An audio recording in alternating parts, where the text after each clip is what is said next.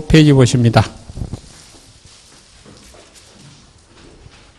155페이지 보시면 차고에 의한 의사표시예요. 차고. 자, 차고인데 거기 먼저 차고의 의의부터 볼게요. 차고. 줄 거 봐봐요. 의사바 표시가 불일치하고 의사표시자가 스스로 의사바 표시가 불일치를 모르고 있는 경우까지 줄 것이고 모르고를 동그라미 쳐. 모르고를. 자, 그래놓고 잠깐 볼래요. 아까 비진이 표시도 의사바 표시가 일치하지 않죠. 예? 줄 마음이 없는데 준다고 했잖아. 그 다음에 허위 표시도 의사바 표시가 일치하지 않죠. 실제로 매매할 생각도 없는데 매매했으니까. 그러면 차고도 의사바 표시가 불일치하지 똑같죠. 그럼 이 똑같아. 그러면 다른 점, 아까 비진이 표시하고 허위 표시는 자기가 알고 해. 그런데 차고는 몰라. 가만 생각해보면 모르니까 차고지 알면 차고가 아니죠. 그러니까 의사바 표시가 불일치하다는 걸 모르고, 그게 포인트야. 모르고 있으니까 차고야. 모르고 차고야. 그 정도 보시면 되고. 차고의 유형인데 유형이 모습이야. 모습. 표시상 차고 있죠. 1,000원으로 표시해야 된다는데 10,000원으로 잘못 표시했다. 이게 표시상 차고의 전형적인 예고예요. 내용상 차고 있죠. 내용상 차고 옆에다 갈로 해서요. 의미상 차고라고 보고.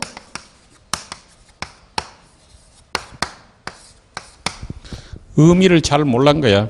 얘를 별로 적당한 게 아니죠. 우리나라 원과 중국 당고 원을 잘못 표시했다는데 이게 뭘 중요해, 그죠? 자, 봐봐요. 어떤 사람이 토지 매매 계약을 체결하면서 100평 매매를 했어요. 100평 매매 있죠. 근데 이제 시골에서 판다고 볼게.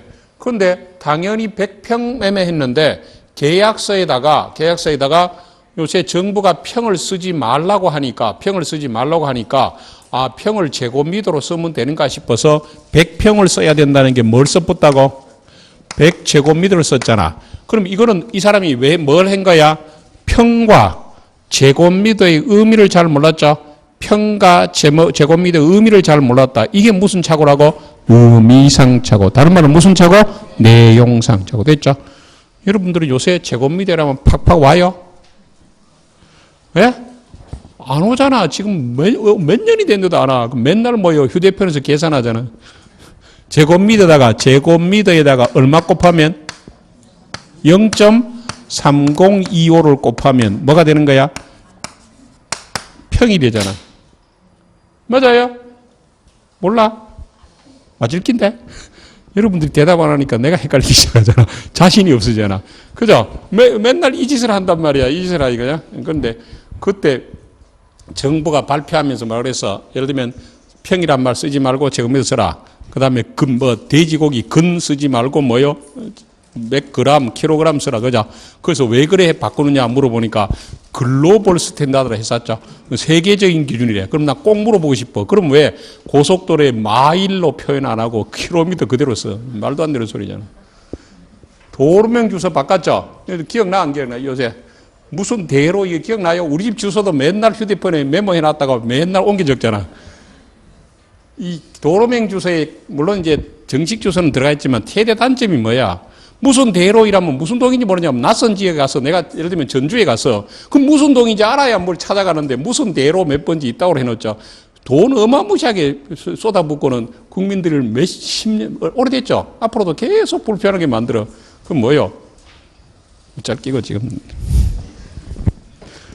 잘 모르잖아. 우리가 평이라면 바로 와닿잖아. 아파트 30평이라면 빡 따라왔는데 무슨 예를 들면 70제곱미터, 80제곱미터 이거 헷갈려. 뭐야? 내만 헷갈리는가 보다. 표정이 안 좋네. 자, 요런 게 무슨 차고라고? 의미상 차고.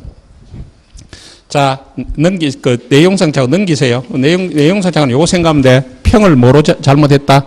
제곱미터로 잘못 기재했다. 요것만 주시면 되고. 사자의 차고인데요. 사자 차고인데, 한번 해볼까, 이게? 지금 해도 되는가 모르겠다. 요건 전체 하는 게 낫겠어요. 이거 지금 하면 헷갈려.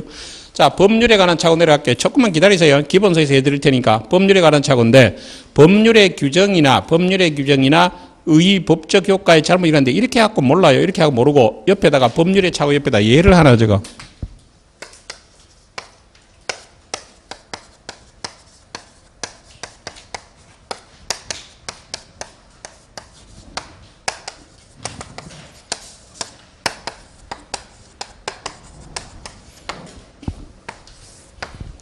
양도소, 줄여서 양도세 차고인데 양도소득세 부과 대상에 관한 차고야. 양도소득세. 자, 우리가 부동산을 사면 내는 세금이 뭐예요? 취득세겠죠. 여러분 나중에 세법에서 배울 거고. 팔 때 차액이 있죠. 팔 때 차액이 있으면 그게 뭐예요? 양도소득세다. 그죠? 그럼 봐봐. 내가요. 이런 거야. 내가 아파트 하나 갖고 있어요. 그럼 나는 아파트를 팔면서 뭐라고 생각했냐면 나는 아파트를 팔더라도 내가 오래 살아서 양도소득세가 안 부담 안 할 거다. 내인들은 양도소득세가 부과되지 않을 거다라고 믿고 팔았어. 근데 의외로 세무서에서 내보고 양도소득세 내라고 통지가 왔네. 그러면 내가 뭘 차고 한 거야? 양도소득세법을 차고 했잖아. 이런 게 무슨 차고? 법률에 차고. 그럼 아까 증여 봐봐. 내가 다른 사람에게 부동산을 증여하면 나는 세금 없는 줄 알고 했더니만 증여세를 부담하더라. 내가 뭘 차고 한 거야? 증여세법을 차고 했잖아. 됐어요? 그러니까 나는 부동산 사더라도 세금 없는 줄 알았더만 취득세 물으래. 취득세법을 차고 했잖아. 요런 게 뭐라고? 법률에 차고. 이게 뭐라고? 법률에 차고. 대표적으로 뭐 생각하라? 양도소득세. 그죠? 그럼 여러분들이 이걸 나중에 보는데 중요 부분 차고 일 것 같아, 아닐 것 같아? 내가 팔면 나는 양도소득세 부과 안 될 줄 알고 팔았는데 양도소득세를 왕창 부담하잖아. 그럼 중요분 차고에 해당할 것 같아, 안 할 것 같아? 하겠죠. 그 정도 양도소득세 부과된다면 무죄요? 나는 안 팔았을 거 아니냐. 예? 아직까지 그거는 조금 안 되겠네. 일단 법률에 관한 차고가 뭐라고? 양도소득세. 다시 법률에 관한 차고를 뭐 생각하라? 양도소득세 차고. 다시 무슨 생각이라고? 무슨 얘기라고? 내가 부동산을 팔면 내인되는 양도소득세 부과 안 될 거다. 나는 양도세 부담 없을 거라고 팔았는데 내인대 부과되더라는 거죠. 내가 뭘 차고 한 거야? 양도소득세 법을 차고 했잖아. 이게 무슨 차고라고? 법률의 차고. 이번엔 쌍방 차고인데 볼래요? 아까 얘기했지만 양도소득세는 법적으로 누가 부담하는 거라고? 누가 부담한다고? 매수인이 양도세액만큼 뭐요? 부담하는 거잖아. 그죠? 그런데 다시 법적으로는 양도소득세가 누가 부담해? 매도인. 왜?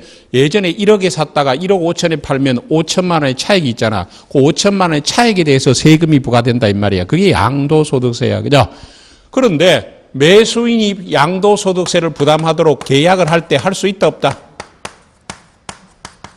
원래는 누가 부담하는데? 매도인이. 그런데 매수인이 양도소득세 부담하도록 계약할 수 있다 없다? 있다 없다? 있다. 있어요. 계약이 있어.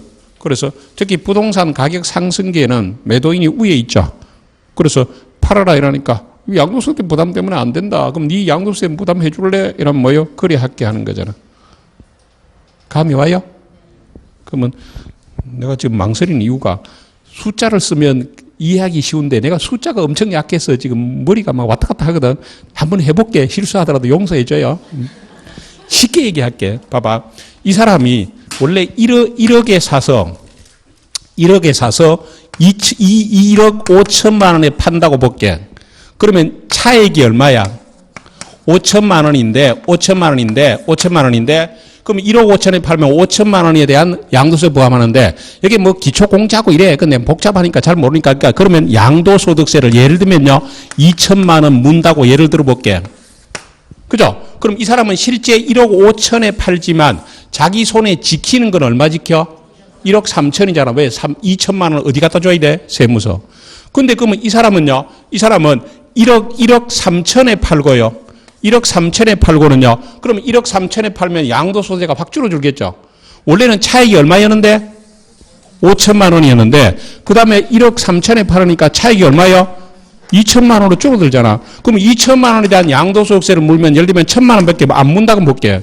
그러면 1천만 원 안 물면 이 사람은 1억 3천에 파는 것처럼 하고 양도세를 이 사람이 물게 만들잖아.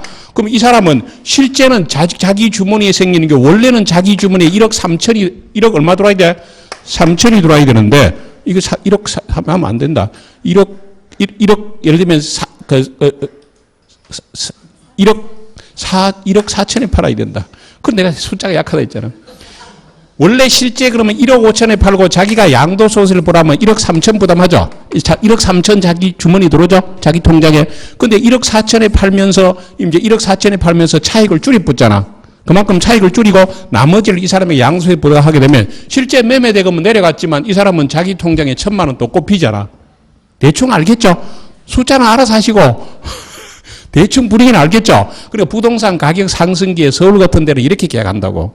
그러니까 전부 양도세를 매수인이 부담하라 그래요. 그러면 실제 매도인은 실제 정상적으로 파는 것보다 돈을 더 많이 받고 차익은 낮아지죠? 그럼 그걸 이제 매수인이 부담하도록 이렇게 한단 말이에요. 그리고 이래 안 하면 안 판단 말이야. 매도인 우위의 시장에서 이래 안 파면 안 파니까 매수인이 그래 하겠다고 약속을 해야만 어쩐다? 사니까 어쩔 수 없이 하죠? 그럼 문제는 봐봐. 양도세를 이 사람이 부담하기로 했어. 그래서 이 사람이 계산을 한 거야. 사장님, 양도세 내가 계산해 보니까 1,000만 원 나오겠대요. 이렇게 했어. 그러니까 매도인이 나도 계산해 보니까 1,000만 원 나오겠대요. 1,000만 원 주세요. 그래. 그럼 매매대금, 예를 들면 매매대금 1억 하고 양도소득세 1,000만 원 받은 거야. 어차피 이거는 세무서에 낼 거니까. 그런데 나중에 세무서에서 뭐요? 2,000만 원이 양도소득세가 부과되더라는 거죠. 자, 누가 차고했어? 둘 다 차고 있잖아, 둘 다. 자, 요 사람도 차고, 요도 있죠? 요런 게 무슨 차고라고? 쌍방. 요런 게 무슨 차고? 쌍방. 이것도 중저분 차고 될 수 있어. 왜? 이 사람이 2,000만 원이나 부과될 줄 알았다면 그렇게 안 팔았잖아. 자, 요런 게 무슨 차고라고? 쌍방 차고. 볼래요? 양도소득세 계산에 있어서, 양도소득세 계산에 있어서 매도인 매수 모두의 차고에 빠진 거 똑같이 가면 되죠. 양도세 계산에서 매도인과 매수인이 모두 차고에 빠진 게 요게 뭐라고? 쌍방 차고. 또 하나 예를 들어볼게 봐봐요. 결혼하기 전에요. 결혼할 상대방과 사귀어봤죠. 괜찮은 사람 같이 보여서 결혼했겠죠. 결혼해서 살아보니까 안 괜찮죠. 차고죠. 특히 여자분들이 그래 봐야 하는데 차고죠. 그런데 상대방은 뭐랄까? 상대방은 지도 차고 있다. 이게 무슨 차고라고? 예? 쌍방차고. 쌍방차고. 결혼 안 하시는 분은 아직까지 뭔 소리인지 모를게요. 자, 그 쌍방차고예요. 서명날인 차고는 지금 볼라 하지 마시고 동계차고로 갈게요. 동계차고. 자, 여기 지읒지만 보이죠? 지읒점 보이잖아. 뭐 갑이 사업 자금 마련을 위해서 1억에 팔아야 되겠다. 이게 동기잖아. 이게 동기죠? 자, 그러면 을이요. 건물 짓기 위해서 땅 사야 되겠다. 이게 동기라 했잖아. 동기가 뭐라고? 법률 행위를 하게 된 이유. 그거죠? 자, 그러면 이번에 볼래요? 갑이라는 사람이 을에게 토지를 파는데 요 토지가요. 그린벨트 지역인데 그린벨트 해제될 지역이라고 생각하고 샀어. 그러면 을은 뭐라고 생각하는 거야? 이 땅이 곧 그린벨트가 해제되면 짭짤하겠다. 이 생각이죠. 그게 그린벨트가 해제되면 짭짤하겠다. 뭐요? 토지 가격이 오르겠다 생각하는 게 그게 법률행위를 하게 된 뭐라고? 동기. 그러면 지하철역이 들어설 거다 믿고 샀다. 이게 뭐라고? 동기죠. 지하철역 하니까 한번 얘기를 해볼까? 우리가 누구나 다 아는 얘기가 뭐요? 예를 들면 뭐 다대포선도 있고 제가 이제 집이 저쪽이라서 예를 들면 뭐 저기 뭡니까 저기 뭐가 동네에서 이래서 반송선이 들어가고 뭐 들어가잖아. 이거는 다대포선이 들어가고. 그럼 지하철역이 들어서면 주변에 집값이 오르는 거 누구나 다 알죠. 네? 그러면 주로 언제 올라요? 주로 오르는 시점이 주로 오는 게 지하철역이 들어선다고 확정 발표됐을 때 주로 많이 오르고 또 언제 올라요? 개통 직전에 개통되면 오르죠. 다 알면서 행동 안 하셨죠.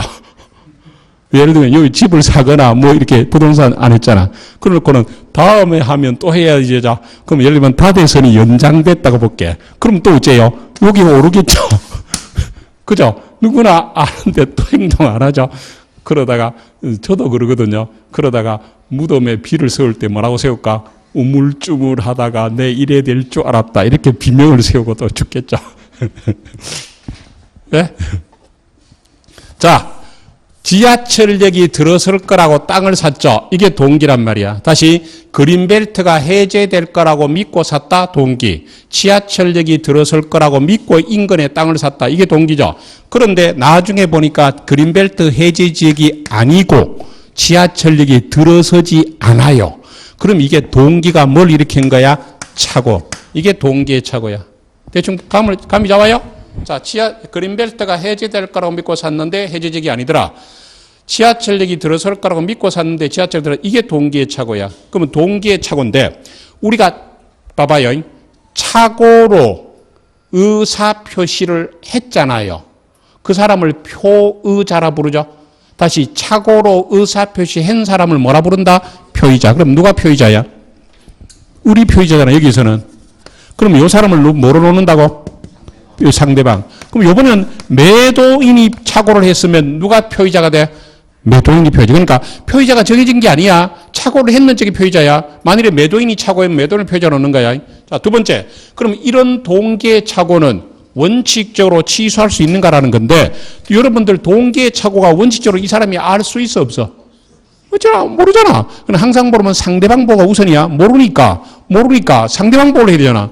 지가 그린벨트 해제 지역이라고 샀는지 안 샀는지 모르는 거잖아. 그러니까 이 동기의 착오는요 원칙적으로 취소할 수 있다 없다? 없다. 다시 원칙적으로 취소할 수 없어. 그러면 이 동기는 원칙적으로 표시가 되는 게 원칙일까? 표시가 되지 않는 게 원칙일까? 한번 생각해봐. 동기는 원칙적으로 표시되는 게 원칙일까? 안 되는 게 원칙일까? 생각해 봅니다. 한번 볼까요? 우리 갑을 찾아가서 뭐라 그래요? 사장님 토지가 곧 그린벨트가 해제될 거라서 내가 살려고 해요. 이라면 갑이 뭐라 그래? 뭐라 그래? 아, 그래요? 그럼 안 팔지. 그러면 일반적인 동기는 표시되는 게 원칙이다, 안 되는 게 원칙이다? 안 되는 게 원칙이다. 그죠? 그러면 안 되는 게 원칙이야. 안 되는 게 원칙이니까 아무 말 없이 동기의 착오는 취소할 수 있나 없나 물으면 뭐라고 대답하는 거야?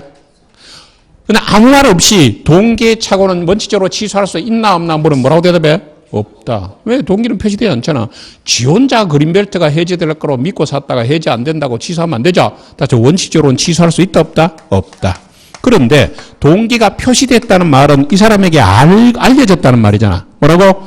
사장님, 당신 토지가 그린벨트 해제 지역이니까 내가 시가보다 더 드리는 거예요 라고 표시를 했잖아. 표시를 했죠? 그렇다면 이 사람 뭐 해야 되지? 그럼 뭐요? 취소할 수가 있다. 자, 그럼 결론. 동기는 원칙적으로 의사표시가 아니야. 따라서 동기의 차는 원칙적으로 취소할 수 없는데 그 동기가 어찌 된다? 표시됐다는 말은 상대방이 그런 내용을 묻잔다? 안다는 거잖아. 그러면 상대방 볼 필요 없잖아. 그러면 표의자를 보여서 취소할 수 있다. 대충 감 잡혀요? 자, 갑니다. 동기의 착오. A 토지 위에 7번 동기의 착오야. A 토지 위에 공장을 지을 의도에서 A 토지를 매수하려서 보죠. 그럼 이 사람의 동기가 뭐야? 공장 짓겠다. 이게 동기잖아. 공장. 그럼 공장 지으려고 땅 샀는데 법령상 제한으로 공장을 지을 수 없죠. 이게 동기의 착오잖아. 다시 공장 지으려고 땅 샀는데 법에 의해서 공장을 지을 수 없는 땅이라 이 말이야. 이게 동기의 착오죠. 그러면 의사와 표시가 일치하지만 체크해봐. 의사와 표시가 일치하지만 그 의사 표시는 이유와 실체상이 불일치한 경우야. 다시 의사와 표시는 일치하지만 그 이유가 실체상에 뭐요? 불일치하. 이게 동기의 착오죠. 자, 원칙은요. 취소할 수 있어 없어? 없으니까 동기의 착오는 의사와 일치하기 때문에 줄 거 원칙적으로 109조 착오가 아니다 줄 것이고 옆에다 적어 취소할 수 없다. 원칙적으로 착오가 아니까 뭐 할 수 없다고? 취소할 수 없다. 예외가 시험에 잘 나온다고 그랬어. 다음의 경우는 예외적으로 109조 착용이 되어 있죠. 동그라미 기억만 체크해봐. 동그라미 기억. 동기가 상대방에서 표시돼 알려진 경우 체크하시고. 이건 취소할 수 있고. 이 니은은 조금 어려운데 이거는 간단히 설명만 들으세요. 이런 게까지 입문서에 나오면 안 되는데 잠깐 봐봐. 여러분 알 수 있을 거야.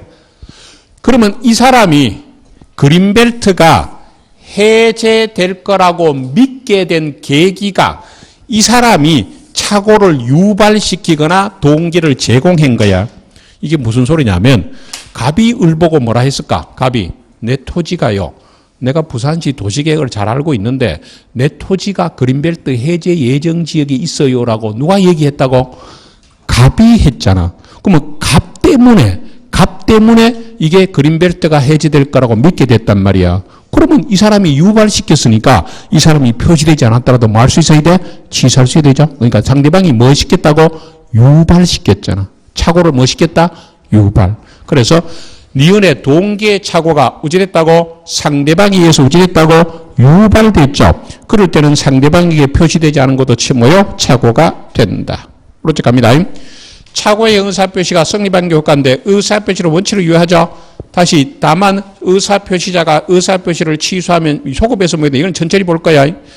그 다음에 2번은 똑같은 말이야. 착오에 의한 취소한 거는 그것만 줄 거 봐. 선의의 제3자에게 대항하지 못한다 줄 것이고 문제는 이거야. 4번의 요건인데 1번에 법률의 행위에 줄 거 봐봐. 중요 부분 착오가 존재할 거 줄 것이고 중요 부분. 2번에부터 줄 거 봐. 2번에 표의자에게 중대한 과실이 없을 거 줄 것이고. 자, 착오가 있다고 무조건 취소하는 게 아니야. 착오 중에서 무슨 착오를 해야 된다고? 중요분 착오래, 중요분. 중요분 착오래 되고. 그리고 아무리 중요분 착오했더라도 중대한 과실, 머릿속에 실수라고 생각해. 중대한 실수가 없어야 되잖아. 다시, 원칙 중대한 착오가 있어야만 취소할 수 있고, 아무리 중요분 착오했더라도 뭐가 없어야 된다? 중대한 과실이 없어야 되죠. 그래서 내가 썰렁하게, 이래 착오이라면, 초기에 착오이라면 스님이 2번 나온다고 생각해야 돼. 와요. 앞에도 중 한 번 떴죠? 뒤에도 중 한 번 뜨죠? 중이 2번 나와요. 그러니까 스님이 2번 나오셔. 그럼 1번 볼래요? 법률의 행위에 중요분 착오가 존재되죠. 착오가 이건 읽어봐도 되질 않다. 그럼 제목만 봐. 법률의 내용에 무엇이 된다고? 중요분 착오 없어야 되고, 아무리 중요분 착오 있더라도 뭐가 없어야 된다? 중대한 과실이 없어야 되겠죠. 자, 그러면 155페이지 돌아와요. 155페이지 돌아오면 109조 조문 볼게. 109조. 자, 109조 1항. 의사표시는 법률행위 내용에 중요 부분 착오를 때 취소할 수 있죠. 뭘 줄 거야 돼? 중요 부분의 착오. 중요. 다시. 의사표시는 법률행위 내용에 뭐라고? 중요 부분 착오를 때 취소할 수 있죠. 중요 부분. 그죠? 그런데 그 착오가 표의자의 중대한 과실을 때는 취소 못 하죠. 뭐 줄 거야 돼? 중대한 과실. 다시 착오가 있다고 무조건 취소하는 게 아니야. 무슨 착오가 된다? 중요 부분 착오에 대해. 근데 아무리 중요 부분 착오했더라도 자기가 중대한 과실, 중대한 실수로 했다면 취소할 수 없고. 2항 전항의 의사표시는 선의의 제3자에게 대항할 수 없죠. 이건 아까 배웠던 그대로야. 선의의 제3자에게는 대항할 수가 없다. 자, 그 정도로 정리할게요. 그래서 착오이라면 스님이 2번 나와 중요분 착오라만 취소할 수 있고 중대한 과실이 없어야 된다. 넘기시고. 하자 있는 의사표시는 하자가 무슨 뜻이라고? 흠이라고 그랬죠. 다시 하자가 무슨 뜻이라? 흠인데 먼저 의부터 보실래요? 의부터 보시면 거기에 1번에 거기에 셋째로부터 보세요. 1번의 셋째로 쪽에 의사와 표시는 일치 줄 것이고, 그래서 일치하는데 의사 형성 과정에 타인의 부당한 간섭이 있는 경우까지 줄 거. 다시 158페이지 의의 셋째 줄 오른쪽에 뭐라고? 의사와 표시는 일치 동그라미 쳐봐. 일치하시고 의사 형성 과정에 왜 타인의 부당한 간섭이 있는 건데 간섭 밑에다가 간섭 옆에 갈로에 사기강박 있죠? 이게 간섭 밑에다가 뭐라고 적어? 하자. 자, 의사와 표시는 일치하는데 의사 형성 과정에 하자가 있는데 그 하자가 뭐라고? 사기를 당했거나 강박을 당했다 그 말이야. 자, 그러면 뭐 이게 벌써 구별할 단계는 아니지만 앞에 있는 거 우리 3가지 배웠어. 비진의 표시, 허위 표시, 착오 배웠죠? 기억나시는가 모르겠지. 요거 3개는요. 의사와 표시가 불일치했어. 그런데 지금은 하자인 의사표시는 의사와 표시는 뭐고? 일치야. 의사표시 일치하는데 그 의사에 뭐가 들어갔다고? 하자가 들어갔는데 그 하자가 뭐라고? 사기나 강박. 그러면 내가 사기를 당해서 팔거나 강박을 당해서 팔거나 이게 하자인 의사표시란 말이에요. 그죠? 예를 들어 우리 갑에게 토지를 매도하지 않으면 가족을 해치겠다. 협박했죠. 강박이 협박을 해서 갑이 공포심을 모여 여기에 을에게 매도한다. 이게 대표적인 사례란 말이에요. 그죠? 그 다음에 여기 보시면 사기 강박인 의사표시 용례하는데 인과관계가 존재해야 되는데 1번에 기망 또는 강박에 의해서 차고 공포심을 해야 되고 차고 공포심에서 의사표시 되는데 그냥 갈로의 인과관계 존재만 모여 줄 것이고 잠깐만 찾아보실래요? 자, 을이 갑을요 사기를 했다고 볼게. 사기, 다른 말로 기망.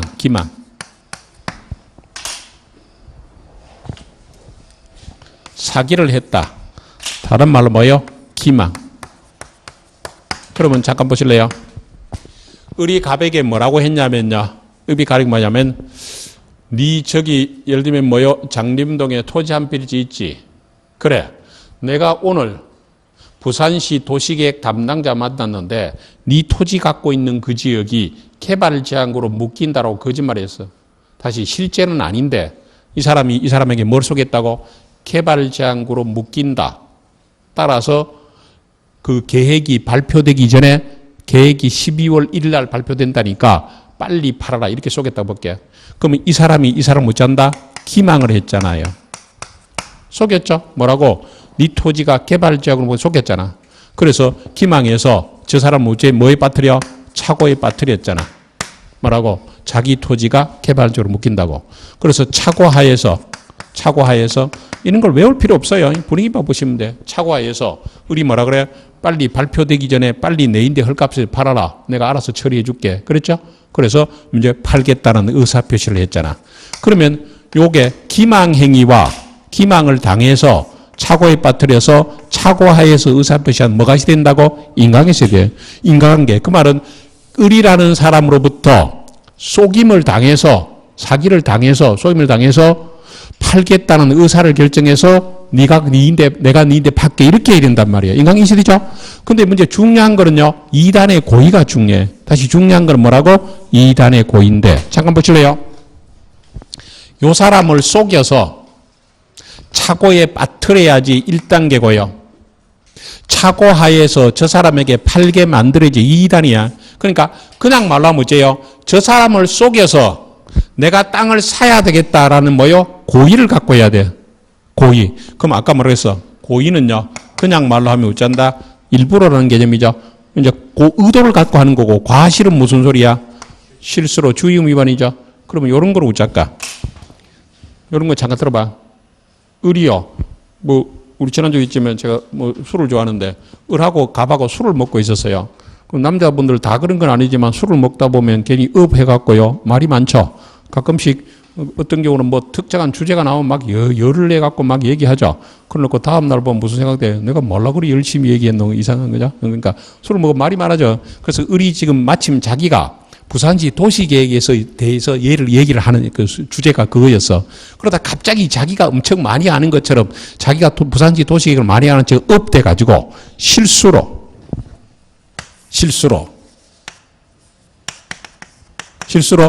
네 토지 있지? 네 장림동에 있는 토지 있잖아. 그거 네 개발 제한으로 묶인다라고 저 사람을 속여봤어. 그러면 과실로 기망했다는 소리는 그냥 말로 하면 어째요? 실수로 사람을 속인 거잖아. 자, 이거 사기일까 아닐까? 사기일까 아닐까? 사기가 아니란 말이야.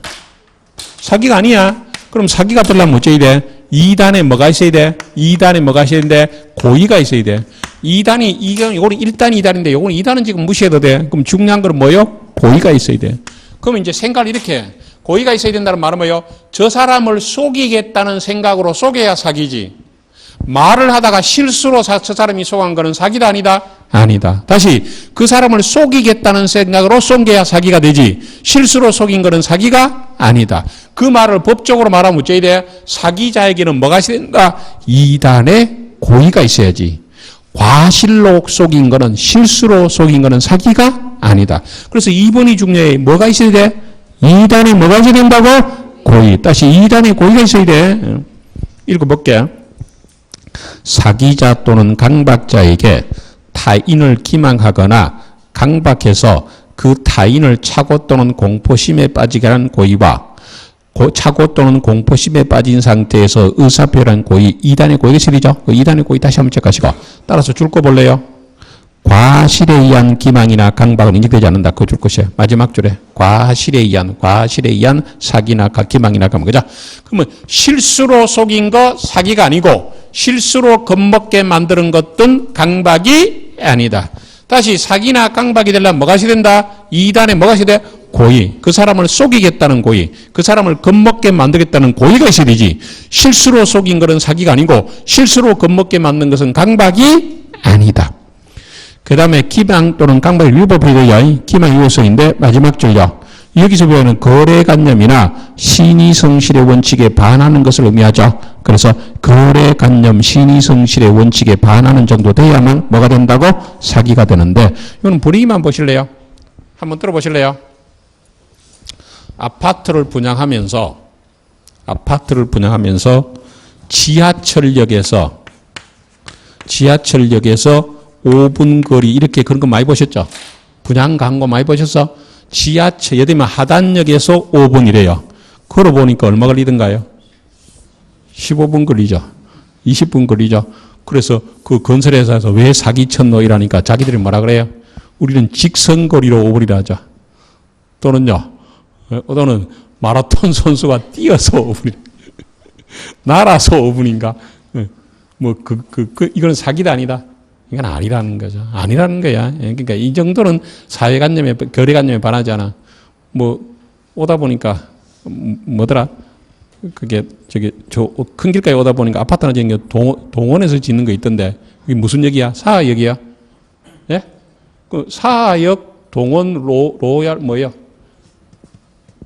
사하역 뭐라고 돼 있는데 가만 보니까 여기 한참 저쪽에 있던데 한참 저쪽에 있잖아 그런 거. 예를 들면 동대신동역 해놔놓고 보니까 그 터널에서 나오는 동대신역 동원 로얄 뭐라 그래 로얄 파크라 그래 뭐라 그래 그거. 예?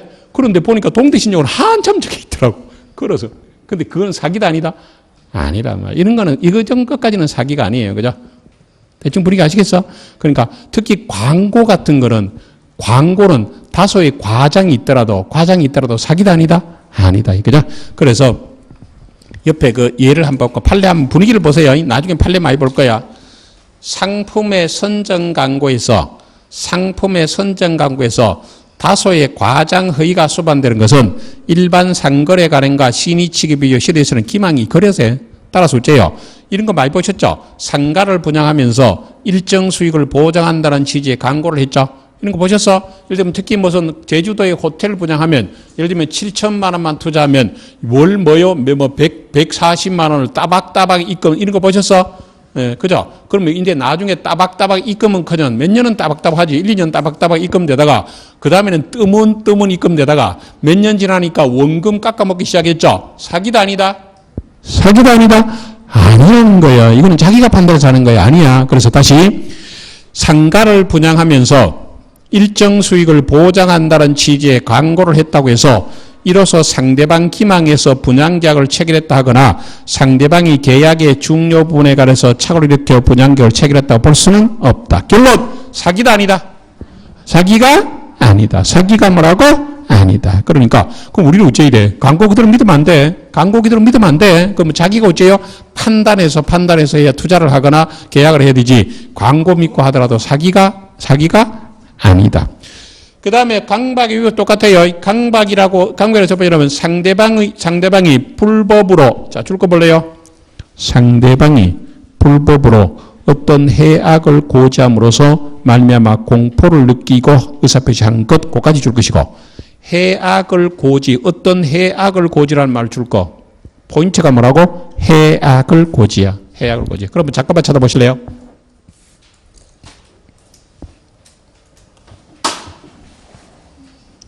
갑이 을에게 강박했거든요. 강박은 아까 사기는 기망으로 생각했죠. 강박은 뭐요? 협박으로 생각하세요. 협박을 해서 이 사람의 네 내인데 토지를 헐값에 팔아라. 만일에 안 그러면 내가 너를 어떻게 해치겠다. 너의 가족을 어떻게 했다. 협박을 했죠. 그래서 의사표시하는 거야. 그러면 요 협박자에게는 뭐가 있어야 된다고? 2단의 고의. 뭐가 있어야 된다? 2단의 고의가 있어야 되고. 똑같아. 2단의 고의가 있어야 돼. 2단의 고의가 있어야 되는데, 이 협박을 할 때는요, 잘 들어봐. 협박을 할 때는 뭐라고? 해악을 고지해야 돼. 해악의 고지가 있어야 돼. 이 뜻을 지금부터 설명할 테니까 봐봐요. 자, 을이 갑보고 뭐라 했다고?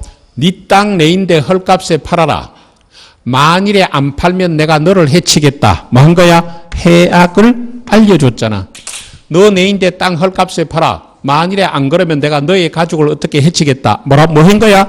해악을 고지한 거잖아. 그럼 해악을 고지해야만 뭐가 된다고? 강박이야. 그러면요, 이런 시험도 나왔었어. 판례가 있어. 을이 갑보고요. 계약서의 서명 날이네. 계약서의 서명 날이네. 강력히 요구해서 계약서 서명 날이네 했어. 각서의 서명 날이네. 각서의 서명 날이네. 강력히 요구해서 각서의 서명 날이네 했어. 자, 이거 강박이다 아니다? 각서의 서명 날이네.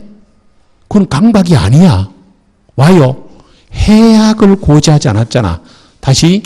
각서의 서명 날이네. 계약서 사인해. 이거는 강박이 아니고, 계약서 사인해. 안 하면 내가 니를 우찌 해치겠다. 너의 가족을 해치겠다. 이게 강박이라니까. 그게 뭐라고? 해야. 그러니까 어떻게 해치겠다는 걸 알려야 강박이 되지. 그냥 각서의 서명 날이네. 이건 강박이 아니다. 분위기 혹시 아시겠어? 뭘 안 하면 뭘 해악을 고지한다. 이게 뭐라고? 이게 뭐라고? 강박이란 말이에요. 그러니까 반드시 뭐가 있어야 돼? 해악의 고지. 뭘 해치겠다는 게 있어야 된다니까. 그러니까 계약서 사인해. 각서의 서명 날이네. 이건 강박이다 아니다? 아니다. 뭐가 없기 때문에? 해악 고지. 뭘 해치겠다는 게 들어가야 돼. 분위기 아시겠어? 그러면 해치겠다는 게 들어가면 꼭 현실적으로 실현 가능해야 될까? 예? 예를 들면요. 이 근처에는 제일 높은 산이 뭐고? 저쪽에 동아대학교 하당 캠퍼스 위에 있는 산이 뭐라 그래요? 성악산. 자, 을이 갑보고 뭐냐면, 너 내인데 땅 팔아. 만일에 안 팔면 내가 성악산에 3일 올라가서 기도해서 너 죽게 만들 거야 했어. 갑이요? 죽을까 싶어서 팔았어. 자, 이것도 강박에 해당될까 안 될까? 예? 여러분들 성악산에 3일 올라간다고 사람 죽어? 아니잖아. 그런데 갑은 죽을까 싶어서 팔았잖아. 갑은 죽을까 싶어서 겁을 먹고 팔았잖아. 강박이다 아니다? 맞잖아. 겁먹었으면 강박. 그러니까 예를 들면 너 내인데 땅 팔아. 안 팔면 내 너 죽일 거야 했어. 진짜 죽여야 돼? 아니잖아. 그러니까 겁을 먹으면 되는 거야. 그러니까 어떻게 해치겠다고 얘기를 했고 상대방이 그것 때문에 겁을 먹었으면 그게 뭐라고? 강박이 된다. 됐죠? 됐어요. 됐다고 믿을게. 자, 강박의 위법성 볼래요? 강박에 의한 의사표현하면, 자, 요거 상대방이 불법으로 어떤 해악을 고지해야 돼. 널 어떻게 해치겠다. 너의 가족에 대해 해악을 고지하면 얼마나 공포를 느끼고 한 의사표시 한 거라 이래요. 그래서 법률행위 취소 원인이 될 강박이 있다고 해서는 의사표시자로 하여금 외포심, 공포심을 생겨하고 이로 인해서 법률행위의 의사를 결정할 고의로서 불법으로 장래 해악을 통과하게 되죠. 이렇게 읽으면 이해가 안 되죠. 그래서 앞에 줄 것만 좀 보세요. 자, 효과 갑니다. 3번의 효과. 1번에 의사표시는 일단은 유효하죠. 그런데 기망이나 강박을 당한 자는, 자, 그것부터 체크해. 기망이나 강박을 당한 자는 일방적으로 의사표를 취소할 수 있다. 요거고. 취소하면 소급해서 뭐게 된다는 천천히 봐. 우리 다음 주에 취소 배울 테니까 이게 돌아가니까 걱정하지 마시고 일단은 뭐만 하라고? 사기를 당했거나 협박을 당해서 법률행위 계약을 한 사람은 그 계약을 뭐 할 수 있다고? 취소. 뭐 할 수 있다? 취소할 수 있다. 그것만 보시면 돼. 그 다음에 상대방의 사기 강박인데 요거는 쉬워. 자, 요거는 상대방이 사기 강박했죠. 여기 이제 줄일게. 봐봐.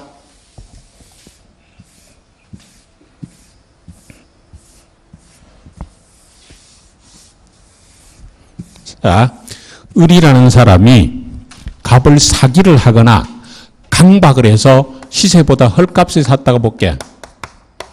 지금 하나 중요한 거 하나 물을 건데 아마도 틀릴걸. 자, 그러면 사기를 당해서 매매한 갑을 표의자라 놔야 될까? 사기를 한 을을 표의자라 놔야 될까? 누가 표의자야? 사기를 한 쪽이 표의자야? 사기를 당해서 매매한 쪽이 표의자야? 누구? 예? 제목을 봐봐. 제목, 우리 159페이지 보시면 뭐요? 사기나 강박에 의한 의사표시죠. 사기나 강박에 의해서 의사표시했잖아. 자, 그럼 누가 표의자야? 사기나 강박을 당해서 의사표시했잖아. 사기나 강박을 당해서 매매했잖아. 누가 표의자야? 갑이야. 이해가 돼? 다시 사기에 의한 의사표시라니까 국어가 왜 이래 어렵노? 사기에 의한, 다른 말로 사기를 당해서 매매한 사람이 표의자야. 이걸 구별해야 돼. 이 사람이 뭐가 되고? 표의자가 되고. 그럼 이 사람 뭐가 돼? 상대방. 다시 사기를 당하거나 협박을 당한 사람이 표의자야. 그러면 이거는 누구의 사기 강박이야? 누구의 사기 강박? 상대방 사기. 누구의 사기 강박? 상대방 사기 강박이잖아. 그럼 요거는 문제예요. 그냥 뭐 하면 된다고? 취소할 수 있다 이 말이죠. 그죠? 그래서 상대방 사기 강박 어렵지 않아. 그냥 표의자가 누군가 한번 찾으면 돼. 자, 상대방 2번 보세요. 양갈로 2번. 상대방 사기 강박이죠. 상대방 있는 의사표시에서 상대방이 사기 강박했죠. 체크해. 의사표시자는 언제든지 취소할 수 있다. 의사표시자는 언제든지 취소. 그것만 체크하시면 돼. 그럼 예를 볼게요. 매매계약에서 매수인이 매도인을 기망했죠. 그럼 누가 표의자야? 매도인이 표의자잖아. 사기를 당한 매도인은 언제든지 매매계약을 말 수 있다고 취소할 수 있죠. 자, 문제는 제3자 사기 강박인데 이걸 지금 보실 때는 좀 단계는 아닌 것 같아. 그래서 요거는 조금 기본서로 갈 때는 조금 유보해 두세요. 그래서 유보해 두시고. 자, 사기나 강박을 당해서 의사표시한 사람이 뭐고? 표의자고. 표의자는 의사표시를 말할 수 있다고 취소할 수 있고. 넘기시면. 선의가 똑같죠? 자, 취소를 했어요. 봐봐. 취소를 했는데 취소하기 전에 이 사람이 다시 넘겼죠? 이 사람이 누구야? 제3자고.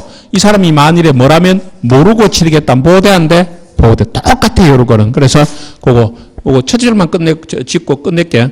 사기나 강박을 이유로 의사표시하는 요것만 칠 거. 선의의 제3자는 대항할 수 없죠. 뭐라고?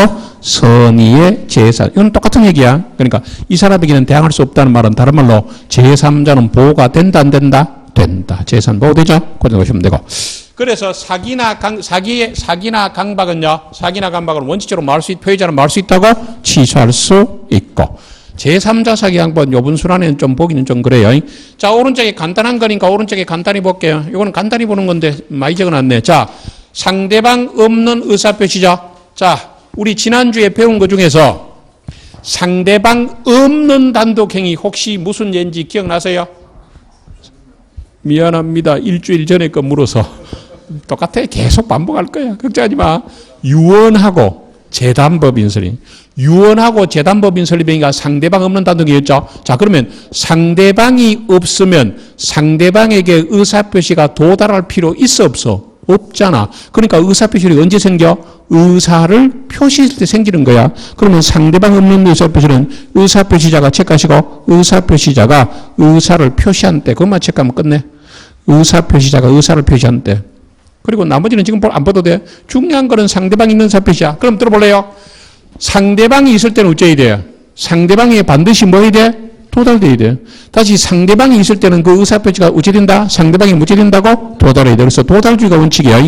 그래서 거기에 해설부터 볼 거야. 도달주의 원칙 갑니다. 우리 민법 무슨 주의를 취하고 있다고? 도달주의. 그래서 예를 들어 동그라미 1번이야. 갑이 을에게 편지로 매매계약의 취소의 의사표를 했죠. 그 취소의 효력은 갑의 통지가 을에게 없지않다 도달했을 때야. 다시 갑의 통지가 을에게 없지않다 도달했을 때다. 자, 그렇다면 잠깐만 쳐다보실래요? 예를 들었다 볼게. 예를 들어서 갑이라는 사람이 을에게 부동산을 매매하는데 이 사람이 청약서를 보냈다고 볼게. 편지로. 청약서를 보냈으면 의사표시를 한 거죠. 언제 보냈냐면 11월 1일 날 보냈고요. 이 사람에게 도달한 것은 11월 5일이라고 예를 들어 볼게. 그런데 중간에 갑이라는 사람이 사망을 했었어. 언제? 11월 3일 날. 그러면 봐봐. 의사표시를 했을 때는 생존하고 있었죠. 근데 의사표시를 하고 나서 도달하기 전에 사망을 했거나 했잖아. 그러면 여러분들 생각에 이 청약을 유효해야 돼? 무효로 봐야 돼? 유효로 봐야 돼? 유효로 봐야 돼? 무효로 봐야 돼? 유효야. 왜? 자기가 의사표시를 먼저 했잖아. 그러면 하고 나서 사망을 했단 말이야. 그러면 이 의사표시가 뭐하다고? 유효. 그러면 이쪽에서 승낙서를 보냈잖아요. 그래서 도달을 하면 계약은 성립하는 거야. 그러면 계약을 이행하는 거로 누가 하면 돼? 상속일이 하면 되는 거야. 다시 이번엔 똑같아. 이 사람이 의사표시를 보냈을 때는 정상인이었어요. 행위능력자였는데 보내고 나서 피한정 후견이 돼서 뭐가 됐다는 소리야? 제한능력자가 됐잖아. 제한능력자가 됐죠. 그러면 보낼 때는 능력자였는데 보내고 나서 제한능력자 됐잖아. 그러더라도 이 의사표시가 유효 무효? 유효. 왜? 보낼 때 정상인이었잖아. 됐죠? 자, 그거 봐봐. 동그라미 2번 봐봐. 반신후 사정변이인데 이거 시험에 많이 나왔죠? 근데 이 한 번만 이해하면 틀릴 일이 없어. 자, 의사표시자가 통지를 뭐 했다고? 발송하고 나서 사망하거나 잘못했죠? 자, 먼저 발송하고 나서 나중에 사망하거나 잘못됐죠? 의사표시 효력에 영향을 미치지 않죠? 의사표시 효력에 영향을 미치지 않는다는 말은 유효하다는 말이야? 무효란 말이야?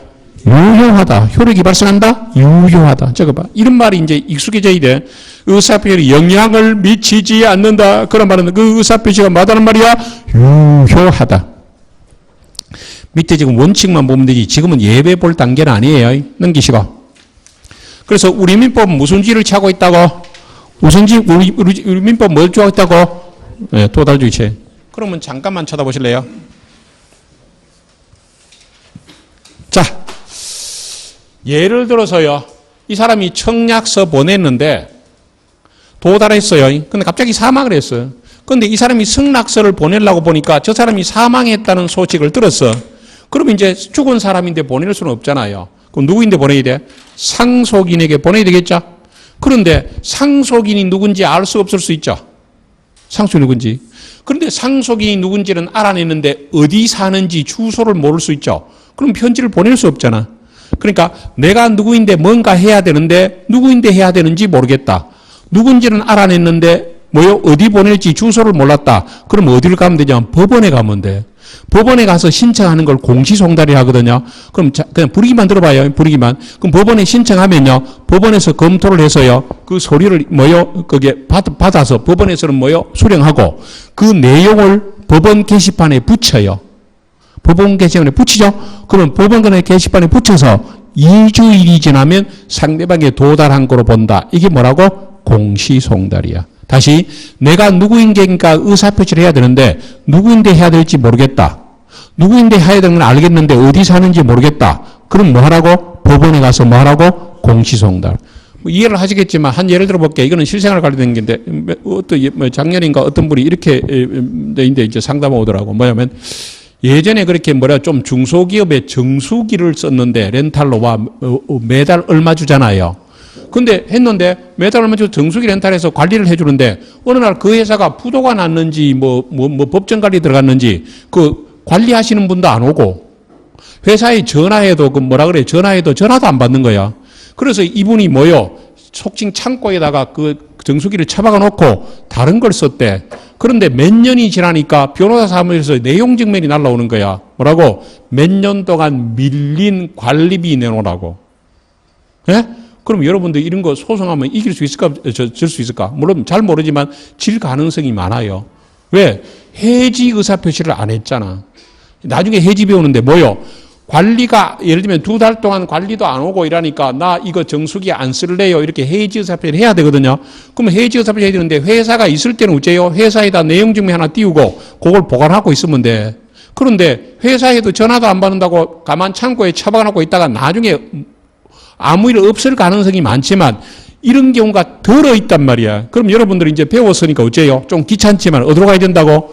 법원으로 가서 해지 통지를 해야 돼. 그럼 법원에다 서류를 제출해 놓고 나서 그 서류 뭐를 하나 자기가 갖고 있으면 몇 년 뒤에 혹시 그런 일이, 예, 변호사 사무실은 그래 놓고요. 막 뿌리 놔놓고 입금하면요. 전화하면 적당히 깎아주고 돈을 먹고 그런 일을 하는 것도 있다고. 그러니까 그럴 때는 반드시 뭐 해야 돼?